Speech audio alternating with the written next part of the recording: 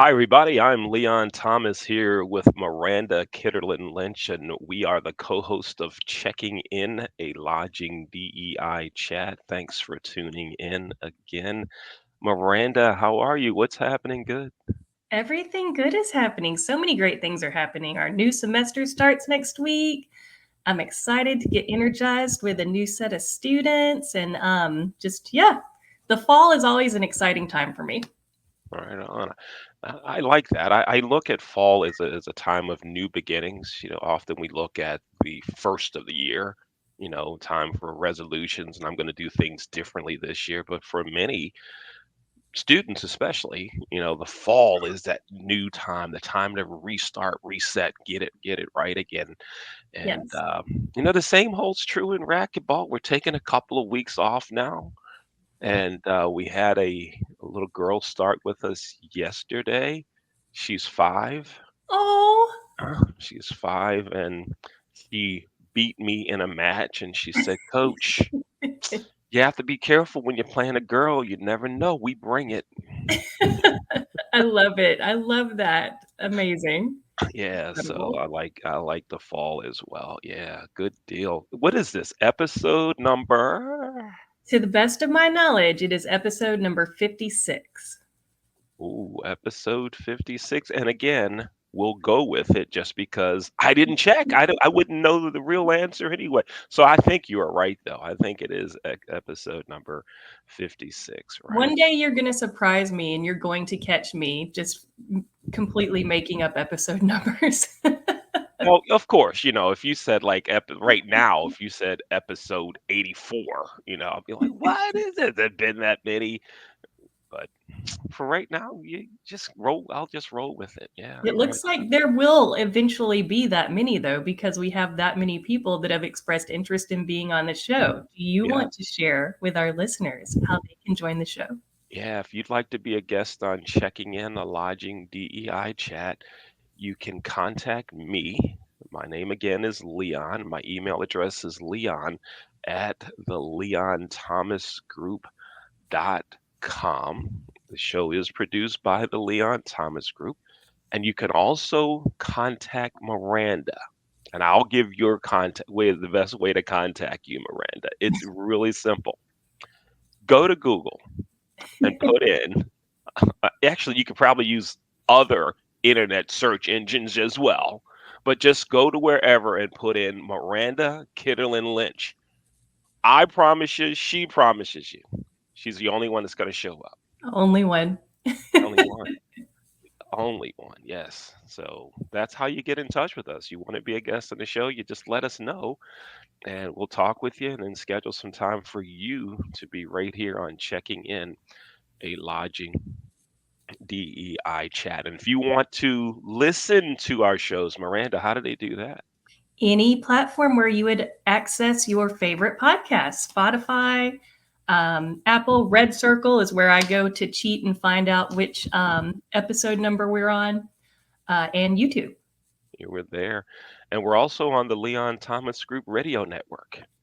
So if you go to the leonthomasgroup.com, there's a button there that says, here's the shows we produce. You'll see Checking In there. But there's also a tab that says Listen Now. And you'll hear a lot of broadcasts from the shows that we produce. So we're here. We're here. We're here. You can find us.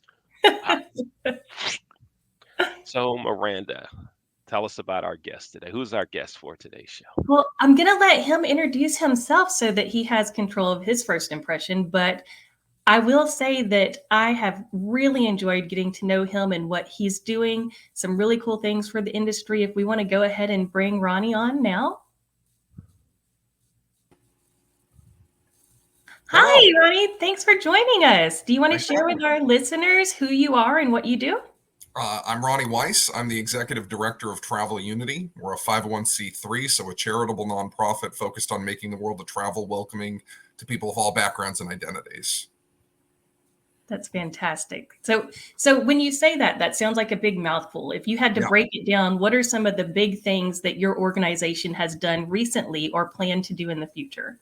So there's two halves to our work. We work directly with the travel industry. So we have publicly available DEI standards that are around 3 pillars. Basically, how do you do right by the different kinds of human beings you work with? So leadership and workforce, community, and travelers. So we have those standards, and then we have individual and organizational certifications and trainings and consultings to help people align with those standards. Then we work directly with youth to help them see travel as an activity and a possible career path. That's fantastic. And how did you get involved in this? How long have you been doing this? So I started the organization in 2016. The seeds were in 2015. Prior to this, I'd been running an event in New York City, the New York Travel Festival. And what we had done were discussions around sustainability and innovation, storytelling. So we were able to have these DEI conversations, and it just seemed like there was more to be had around it. And having, one panel a year wasn't enough. And then I'd been working with youth for a long time. So those were really the seeds of the organization. How do we get youth to see travel as something that can be part of their lives no matter who they are? How do we get the travel industry to talk about this? And then during the pandemic, it expanded because people said, okay, we have time and bandwidth. We're not out in the world as we usually are. So what are you actually looking for us to do? So that's when we set out the standards, and then just a succession of different ways to support organizations and individuals in the industry to help them better understand what this work is. And Ronnie, you mentioned there were 3 pillars, right? The standards, certifications, and youth travel. Is that correct? No. So the pillars themselves are within the standards. Okay. So the pillars are the different groups you're working with. So leadership and workforce, community, and travelers. So the standards themselves are a lot of pages about how you go through the whole employee life cycle to think about DEI within it, how you think about stakeholders and supply chain, how you consider the needs of different travelers, how you make sure you're training your staff to be aware of those needs, etc. So it's a lot of criteria and indicators around how you as an organization that's primary customers are travelers, visitors, guests, whatever term you might use, how you walk through this to think about DEI at all steps and levels of working with people overall. Mm-hmm. I like it. Give me an example of something that in a hotel associate should be trained on. It's something they should be trained on. One thing that I always talk about in terms of DEI and equity is that it's about consistently applied practices. And a lot of times, people get into these kind of culture war discussions and all of that. And within an organization, sometimes it's about information flow, it's about training, etc. So one example I'll always say for a hotel is if you have a same-sex couple coming in and you make an assumption that they're 2 men, they're 2 women, so they want 2 beds, now they feel like their relationship has been discounted or erased in some way, especially if they see that the people checking in before or after to the side of them, that you didn't ask the same questions. So on the training side it's a really easy thing, which is if somebody has a reservation, all you need to do is confirm, all right, and just so you know, that's 2 queen beds, is that right? Or, and you do that for everybody. And if they're just walking in and they don't have a reservation, you go, and how many beds do you need? So it's about that consistency. And then you're getting away from people being treated differently, whether deliberately or not, because sometimes there's no ill intent. It's assumptions, and that assumption then sometimes leads into microaggression, etc. So as long as we're treating people in a situation like that, similarly, there's a lot less cause to be concerned about what the reaction might be. Yeah, I think you say something really important when you mentioned that oftentimes there is no ill intent. And I think that no matter how hard we're trying to do the good work, in my opinion, I think that we often can have blinders, maybe simply from lack of experience or lack of how other people view the world, right? What are some other, and that seems like such a simple but impactful example, right? What are some other common examples of maybe little microaggressions or errors, if you will, that we're committing in our industry? I'd say around disability is to not make assumptions and to not push helping people who don't want your help.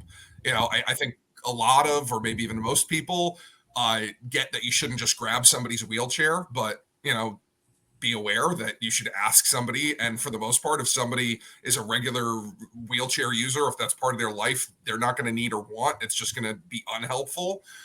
But beyond that, if you see somebody struggling in any sort of way, really asking them if they want help rather than imposing yourself on them. And that applies definitely with people with disabilities, but I'd say across demographics as well. You see, a solo female traveler who looks like she's struggling with her bags. Don't just grab them right away. You ask and go, do you want help? And, the reality is maybe they don't want help at all. Maybe they don't want help from you. And that's okay too. You need to, accept that. And that's why there needs to be that ask rather than the assumption. Yeah. That is also great examples. Thank you for that. I don't know what I would do if someone just grabbed my bag. I think I might assume that they were trying to steal it. I guess it depends if they have a uniform or not, but at the very least, that sort of just assumption. And in all honesty, I've heard those stories happening more internationally than in the U.S. Because there is, potentially some different cultural understanding or expectations about what that looks like. But still, people will ask me, well, what about the international component? And I would say it still is the same. You want to have people be empowered to make their own choices and that you are not imposing upon them. No, I'm helping you. It's like, no, it's my choice if you're helping me or not. Yeah. And you know what else along with that? I also think don't assume that because someone doesn't ask for help that they don't need it and that you shouldn't ask. Let me give you kind of a tied in example to that. I'm a big guy, right? And when I don't pack my own groceries at the grocery store and I leave it up to the grocery clerk or the bagger at the grocery store, they load the bag up, right? So that's with the paper bag or my reusable bag that they bring in, right? The milk, the orange juice, the canned goods, they load it all into one bag. And I say, could you split that into like 3 or 4 bags, please? I have a bad neck and a bad shoulder. I can't lift a lot. Oh, you're a big guy. You can do it. You can handle that. Watch me do it. And they pick it up, and then I don't know how old y'all are, but back in the 70s, it was a thing. If you were a grocery bagger, you knew how to take that purple bag and really load it up. Anybody couldn't carry it. And they're doing the same thing to me. And they say, you're a big guy. You can handle it. Like, no, I can't. I just told you no. So sometimes I have to get extra bags and go over on the side and kind of reload it so I can carry it. Right. So when you say ask, can I help you? Right. Don't assume that the person doesn't want help either. Make sure you ask. But you said something very important when I did hospitality training.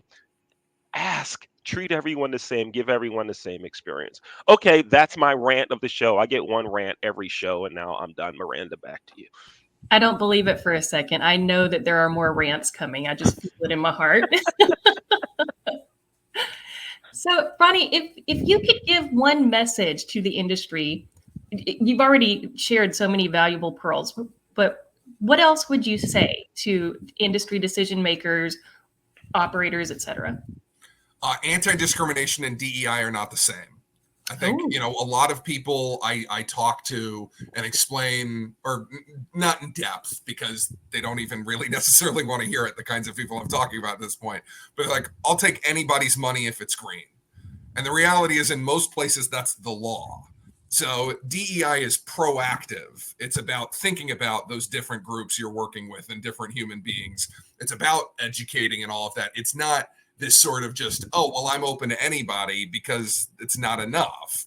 And, basic marketing tells you that if you're marketing to everybody, then you're not marketing to anybody really. And I would argue that really what you're just marketing to is yourself. Because if you think it's for everybody, then you're really coming from this place of privilege potentially, and you might not even call it that. It could just be ignorance, but that there are different needs and wants of what people are looking for in terms of that marketing. So distinguishing those two, of it's not just a baseline of compliance, it's proactively wanting to do this work because you think it's the right thing to do, you think it's the smart thing to do, whichever it is, it requires work and thought and training and new development of procedures and understanding and all that. That's great. That's great. You make some really good points. Thank you so much. So moving forward, does your organization have any big initiatives that they're working towards? Is there anything that we can look to see you doing in the future? Is there anything we can shout out? I think overall, we have our first gala at the end of December 2024. So, or not the end, the middle of December, the end of the 2024, December 10th in New York City. And we do have awards that are open. So if people are watching this within the next few weeks before, I believe, September 15th, I think is the cutoff date for awards this year. So for anybody in the travel industry overall, travel, hospitality, lodging, etc., if you know anybody individually, organizationally who's doing great work, we also have academic research award that's new. Well, they're all new because it's new awards. It's the first time we're doing these. But yeah, would love to see folks in New York. We're going to be recognizing Stacy Ritter from Visit Lauderdale, the head of Visit Lauderdale, for the work that she's done around DEI to make Visit Lauderdale be for everyone under the sun is their catchphrase. So yeah, the awards coming up in December would be one thing I'd point to. That's awesome. And how can people go in and nominate? I'm assuming that there's a nomination option as well as maybe even a self-nomination. Yes, self-nominations are welcome. Travelunion.org/awards. Awesome. I love it. Yeah. And Ronnie, we're going to go into our 2 signature questions of the show, but before we do that, can you talk about some of the youth travel concepts and initiatives that you mentioned earlier? Tell us some about that, please. So we've worked with the Student Youth Travel Association for a few years, and they've helped support our youth summits. So we've brought together college students in New York. So we had 26 different students from public and private institutions, many of whom were not studying travel or hospitality. We have students who are studying psychology, biology, etc. And the students in New York, they came to Lake Placid to learn about the travel industry, what it is to run an Olympic event, run the Olympics in Lake Placid, which has hosted it twice, the Winter Olympics. They learn about DEI, the travel industry, etc. We did an event in Brookhaven, Georgia, outside of Atlanta, and we had students from 3 different states come together, and we had different tracks where they learned about hospitality and lodging, culinary, tour operator sort of work, and public policy, because ultimately that impacts the travel industry as well. We've had specific events for high school students where they did different projects around exploring what the travel industry is, and then they presented those to industry professionals. And then we just did a pilot of a youth leadership program in Palm Springs, California, where we had students for 6 weeks learn about different sectors in the travel industry and just be more aware of what these opportunities are and meeting people to understand that there are career paths, not that it's just you're going to do one thing the rest of your life if you choose to be in this industry. I love that you say that. And so many of our guests have mentioned that oftentimes, especially people younger in their careers, are not as aware of the different career paths that our industry has to offer. So that's fantastic. You guys are doing some great things. Thank you. Yeah. Ronnie, do you have a pen, pencil handy? And if you don't, let's kind of pretend that you do. I can pretend. Okay, great. You know, Miranda, something I wanted to say on another show. You and I, we always have a pen, and our guests don't. They're using technology for notes and everything, and you and I are using pen and paper. We're jotting stuff down. I still use a planner. You're using a planner. Look, I've got a spiral notebook is a requirement if you work with the Leon Thomas Group. Everybody will tell you you have to have one of these. But anyway, we have to get hip. So for the next show, we're gonna. I don't use pens. Okay, but anyway, that's not the point. Okay, so Ronnie, here we go. Get ready here. Get ready. It's not time yet, though. Get ready. I'll let you know when. It is now time for the 2 signature questions of the show.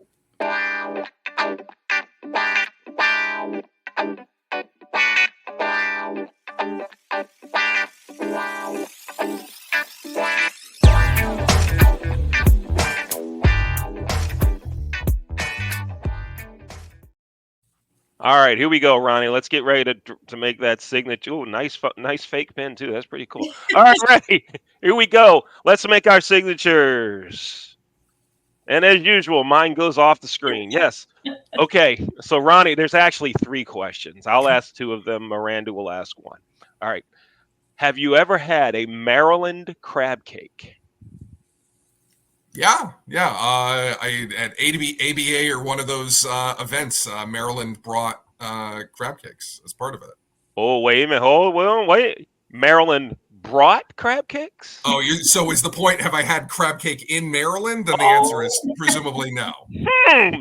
Now, we've never had this answer before. No. Someone from Maryland brought it. I Hmm. can't tell you what they did or didn't do in terms of what the materials were. Maybe wherever I was in the world, but yeah. Huh. Miranda, does this qualify as a Maryland crab cake or I not? would need more information, but he gets a pass for understanding the qualifiers, right? Yes. Okay. All right. So we're good there. We're good there. How about bean pie? Have you ever had bean pie? I've never even heard of bean pie, Leon. It's fake news. I I'm can't even. I telling you, can't even. The only it thing I doesn't can think of exist. is like the Asian sort of red bean things, like which Like a I've eaten a lot of, but I moon don't think that's what you're paper. talking about. Bean pie is for real? You know what? I'm going to send you the bean pie video. And for viewers, I'll post it on my LinkedIn. I'll post the bean pie video on my LinkedIn with photos. You can buy it. At least in Maryland, you can buy it at Safeways. They have them I in don't the have bakery Safeways in New section. York. I grew Oh, up oh, around Safeways, and that was always really interesting to me. That in the capital region there were Safeways, and I grew up in Washington State, but in New York we don't have Safeways. wow. So then you don't have bean pie. We could maybe it's Shoprite or Acme or whatever, but I haven't Acme, sought it out. Safeway, same brand. Yes, that you got to find an Acme, please. Okay. Send me a picture of the bean pie. All right, that's it from me. Go ahead, Miranda. So, Ronnie, if you could go back in time and give your 20-year-old self one piece of advice, affirmation, slice of wisdom, what would it be? I would say that you got to keep trying things, and you've got to accept that the reality is that for better or worse, not everything works out, and you need to learn from those things. And sometimes stuff grows from what didn't work out. So you really just have to keep plugging along and trying different stuff to see what works for you and what works in general. That's good advice. Thank you so much. Ronnie, thank you so much for being on the show. Thank you for having me. This was fun. Yeah, thank you, Ronnie. Thanks for being with us. And we've been showing your contact information. Can you go ahead and verbally tell us your email address, website, and your LinkedIn, and then we'll go ahead and run that, and so everyone will know how to get in touch with you if they want to talk further with you.